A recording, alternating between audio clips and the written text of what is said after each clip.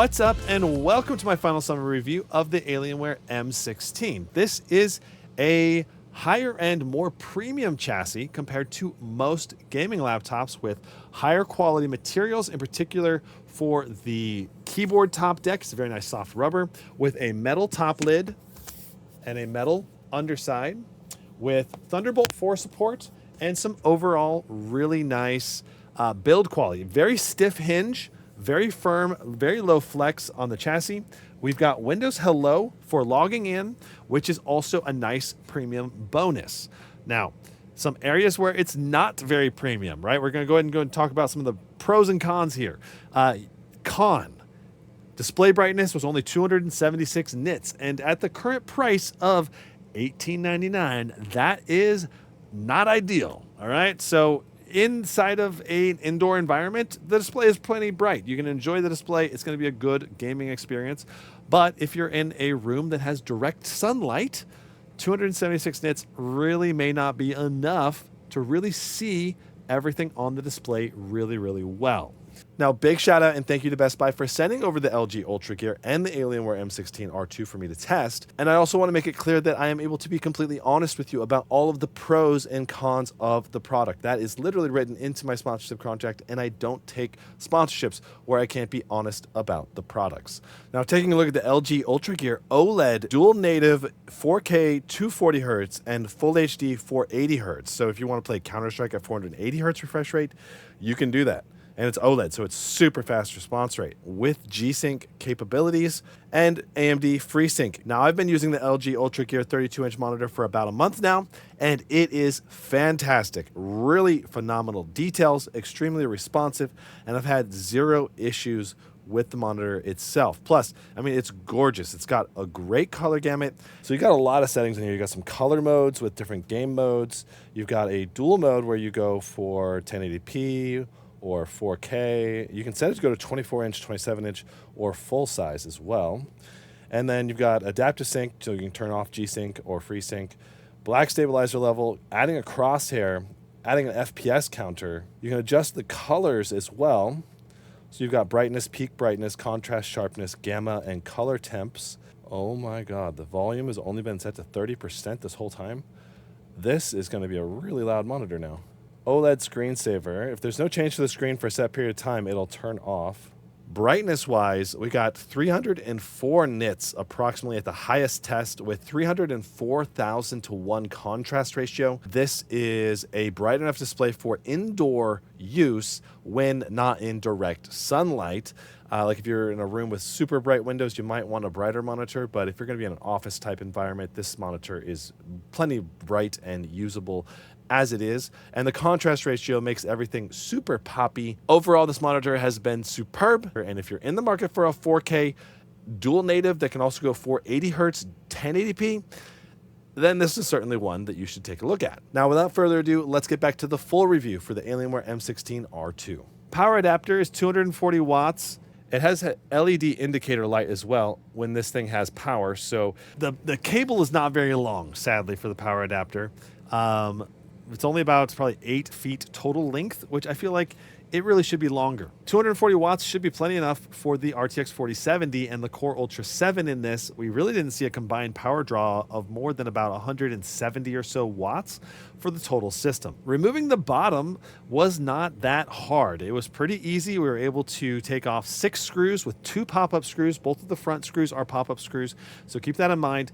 And then once you pop it up, you need to slide it off the back rear area, and it comes apart pretty easily. You have accessible to both of the SODIMM slots as well as 2 M.2 PCIe Gen 4 SSDs, which is plenty for upgrading a 90 watt-hour battery with 2 speakers that sound pretty good as long as you're not doing mids, highs, and lows all at the same time. Now, volume-wise, they do get pretty loud at around 87 decibels. And overall, I would give them around like an 8 or so, maybe 7.9 or so, maybe for the speaker system. They're really nothing special. They're not bad, but they're not great either, all right? So definitely something to keep in mind if you're wanting a more premium sounding speaker system in a laptop, that this one's probably not the one for you. Ports on this, we have 2 USB-A's along the right side, and then a micro SD card slot as well. And then on the back, we have our Thunderbolt 4, a USB-C, an HDMI 2.1, and our power adapter port. And then along the left side, we have our Ethernet port with a expandable little bottom piece. It means you're going to have to lift the laptop up to unplug and unplug that cable, which is not great. Headset combo port right here. Overall, the port selection is good, not great. I would love to see another USB-A or USB-C on here, bringing the total up to 5 total USB ports. That'd be better. And I would love to see a full-size SD card slot as well. Webcam quality was good. Really good color replication in particular, with good like skin tone replication and some decent detail, but the resolution on the webcam I feel like could be a lot higher. And especially given that I have really good lighting in here, it could have been a lot better. The detail definitely felt like it was lacking. Like color replication was like a 9, but like the detail was only like a 6 or a 7. So I didn't have to remove an antivirus, which was great. I love that. And there was just standard Windows bloatware with like Spotify and LinkedIn and stuff. Laptop control software. I feel like Alienware Command Center has matured at least a little bit. No major issues with Command Center this time. I was able to load in. I was able to update it through the Command Center software flawlessly. The only issue I had was when I was doing the initial setup phase, like after rebooting with the Windows update, and then it booted into a super low resolution Windows mouse that was like a 1/2 inch large. It was like all glitched out basically. And I couldn't get out of that screen without doing a long press on the power button for 10 seconds. And that's what got me out and able to restart and get back into normal Windows again. Other than that, I had basically no issues with the laptop during setup. It was breezy. It's easy to control it with Alienware Command Center, but I had to do a few things in the Command Center to prevent pop-ups and to prevent settings from change that I didn't want to change. So I had to disable Windows Dynamic Lighting, which made everything blue. Then I had to disable the per game RGB lighting because I wanted it to have the rainbow keyboard on here all the time. So I had to do that, as well as I had to update this from being blue to being like a spectrum color changing on the trackpad to make it look as cool as it is right now. But I think the look on this laptop is really cool. This laptop definitely feels more premium than most laptops that come with an RTX 4070. And that goes from the hinge to the build quality, to the keyboard quality, to the backlighting, to the per key RGB, to the Windows Hello.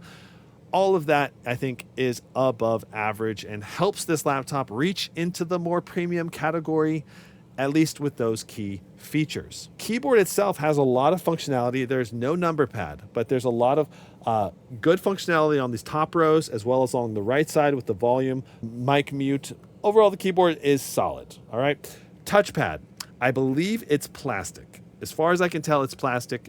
And the other thing is, it's not as big as it could be. I feel like it could be a 1/2 inch bigger, at least. It's going down and up, so maybe a whole inch larger would seem possible to me if the design team was trying to maximize the trackpad size a little bit better. That said, the trackpad feels firm, it clicks well, and it wasn't an issue at all to use it. It was just fine. 8 to 64 RAM speed test was not super fast. It was in the 60 to 80K range, and the latency was also not great at 131 nanoseconds.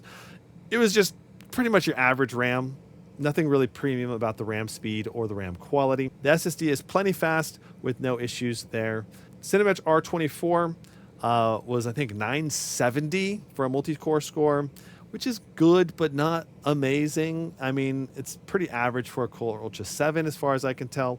We were pulling over like 110 watts initially, and that was pushing our temps up to 100 degrees Celsius on the CPU only, but that was only for a short period.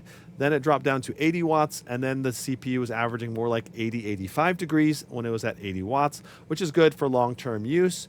So overall, I think the CPU performance is good, not great. It's good enough for a Core Ultra 7 if that's what you want, but this really isn't a CPU-focused laptop. If you want something with an i9 13900 or 14900 with 24 cores, 32 threads, or 16 cores, 32 threads, like in the Ryzen high core chips, the Dragon Range ones, those are going to give you a lot more CPU performance. This is the CPU in this is just going to give you good gaming performance and good all-around Windows performance, but it's not going to be anything special for multi-core rendering or running tons and tons of different apps at the same time. Fan noise testing. At max fans, this thing was 65 decibels, which is super loud. That's very loud, especially for a 16-inch laptop. 54, 55 decibels in performance mode, and there really wasn't too much of a difference in performance. So in general, I'd probably recommend performance mode for most things. And then if you want to have a quieter system, the quiet mode does work well to reduce the temperature while still giving you good performance. It was about 95 watts to the GPU, while still only producing about, I think, 47, 48 decibels. So it was a nice blend of performance and sound, but it didn't really get super quiet in any of those modes. So if you're looking for a super quiet, like whisper quiet, like you're going to play a game in a library, this laptop's really not for you. But if you were looking for good enough performance with moderate sound, then the quiet mode works quite well for that. Yeah, Apex Legends, Baldur's Gate 3, Counter-Strike 2, all of those ran really well. Baldur's Gate 3, of course, stuttering in between turns like normal. Many of the games that we played today, I'm like, yes, I can play it on ultra settings. Like Helldivers 2, we played it at 54, 55 FPS on average. But then when you want to get higher FPS, it's kind of harder in some games to really boost the FPS. Like going from ultra settings down to medium settings only got us up to 66 FPS, only like 11, 12 FPS bump, which is really not that much. So you'd probably also have to lower the render scale and maybe even the settings down to low if you really want to push 90, 100 FPS with this laptop. So you got to keep that in mind. With an RTX 4070 and below, the performance just does not scale as well in certain games and titles. Playable frame rates are achievable in nearly every title as long as you're willing to fiddle with the settings. Now, Cyberpunk 2077, Illuvium, Hogwarts, all three of those struggled with 1% lows and with significant stuttering when everything was set to ultra because it only has 8 gigs of VRAM at QHD resolution. So you're definitely want to be willing to tweak the textures down to low and maybe turn off ray tracing to help reduce the VRAM utilization. You can also turn DLSS down from quality to balanced or balanced down to performance if you want to have increased performance, increased FPS without having to fiddle with as many settings. Those are nice global settings that you can change that really boost your performance overall in the game. Almost all the titles played pretty good on Ultra, but to get great FPS and great 1% low performance, you really got to be willing to fiddle with the settings. And that's true for every RTX 4070 laptop at QHD resolution, pretty much across the board. That's just the nature of only having 8 gigs of VRAM in a laptop. So for 3D Mark Time Spy, we got almost 13,000 with the RTX 4070, which is really good. It's right near the peak of what an RTX 4070 can do. Some of them might test a little bit higher, but this wasn't really overclocked very much, only 50/100 on the overclock. So you could overclock this and get into the 13,400, probably 13,500 range with the maximum possible overclock.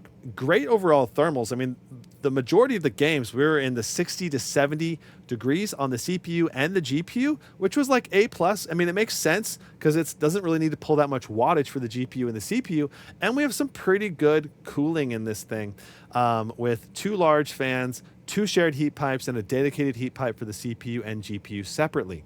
So overall, I mean, this machine is a good machine, and Alienware Command Center has made a lot of improvements, but the Achilles heel for this machine, I think, that'll turn some people off is the low display brightness at 276 nits, the lower color gamut being only 100% sRGB and 80% of the P3 color gamut.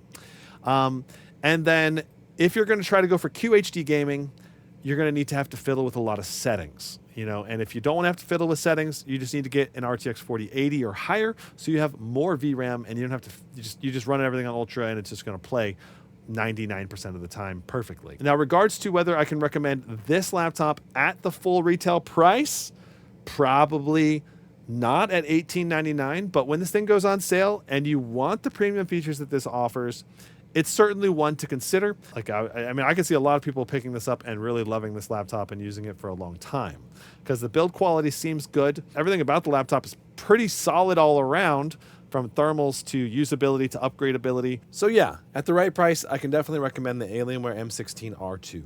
Thanks very much for watching, and we'll see you in the next one.